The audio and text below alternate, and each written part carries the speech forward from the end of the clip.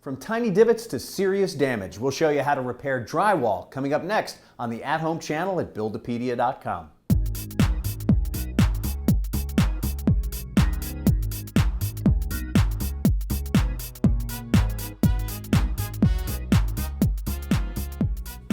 Finding a big hole in your drywall isn't much fun, but fixing it isn't a big problem. I'm Jeff Wilson, and whether you've got a big hole to fix or you're just prepping to paint, you can fix most holes with just a few supplies and tools.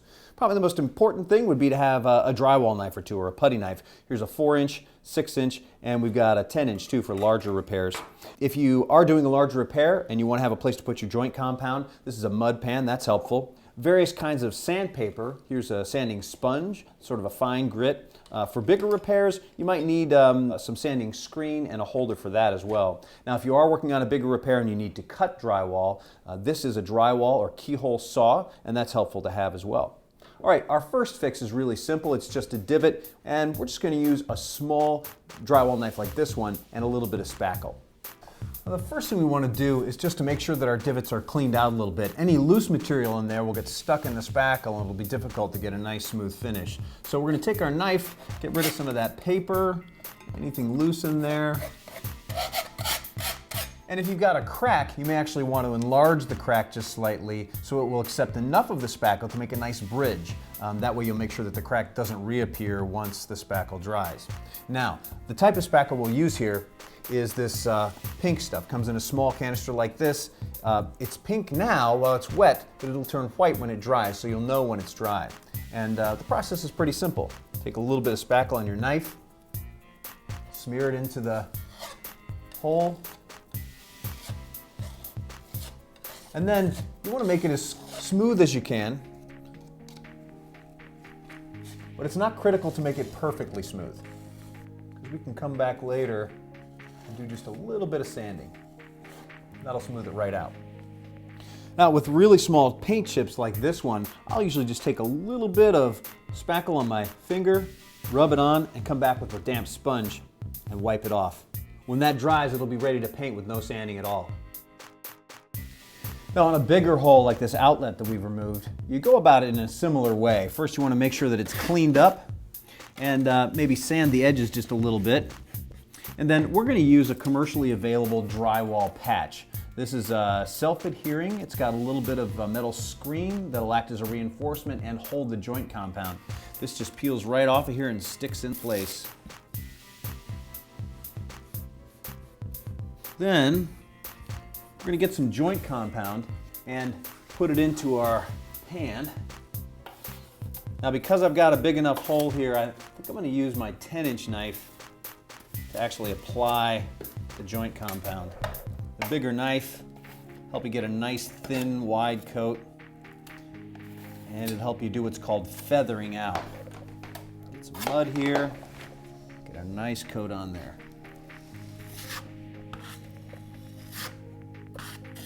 Now, as you apply this, some of it's going to be pressing into that patch. That's going to give a little bit. Start with it kind of thick. Use your pan to clean off the knife. You can go back and work on your patch. All right, well, we'll come back and sand down the high spots a little later when it's dry.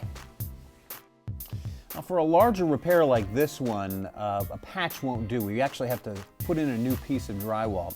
And to do that, I've marked a 9 by 4.5 inch rectangle here. Our hole is sort of oddly shaped. It'd be difficult to cut a piece that would fit that. But if I cut it into a rectangle, then the piece that I cut can just be a simple rectangle that'll fit right in there. So I'm going to make this a nice even hole. All right. We've got our hole enlarged and to a nice even size. Now, on one side of our hole, we've got a stud, so we can screw our patch piece right to the stud. On the other side, though, there's no stud, so we're going to use this piece of blocking. Basically, to install the blocking, you put it inside the hole, hold it up against the back face of the old drywall, and run a couple screws into it.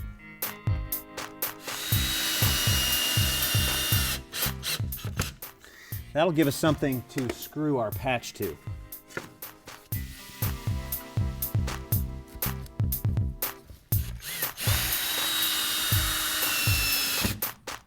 All right, so our patch is in, And you'll notice that it's inset just a little bit from the surface of the wall, and that's okay. What you don't want is a patch that sticks out from the wall. It's much easier to fill in with the mud than to try and level out something that's too high. Okay, we're going to use some of this dry joint compound this time. This is actually a type of joint compound that will set up in about 90 minutes. So we can get this patch on, we can get it to set up, we can sand it a little bit, and since we'll probably need a second coat, we'll go ahead and put a second coat on it.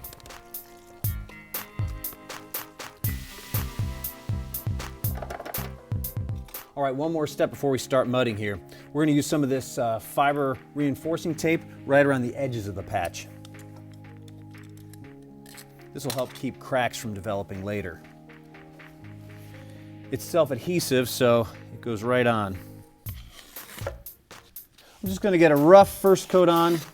We'll come back and sand to get a nice finish coat on in a couple of hours. All right, our quick drying joint compound feels pretty dry and it's time to do a little sanding, but I'm pretty sure, based on some of these little divots and things, that we'll need to put another coat on here, and that's fairly common. With the smaller fixes, usually one coat, maybe two coats. With a larger patch like this, though, you can go to 2 or 3 coats before you get it just right, and that's all right, you can expect that.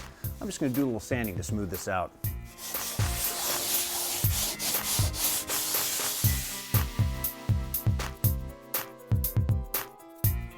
Okay, well, we'll let this dry, hit it with a little sandpaper again, then it's time for paint.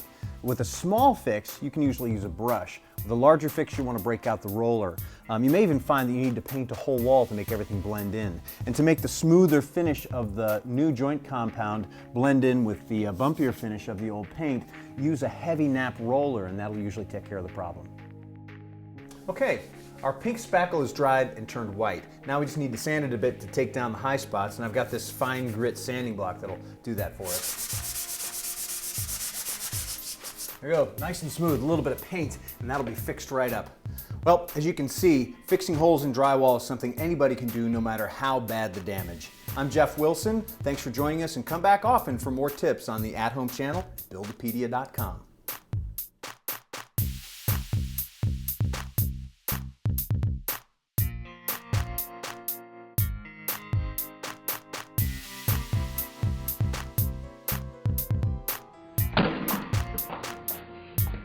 Okay, too high. Should work.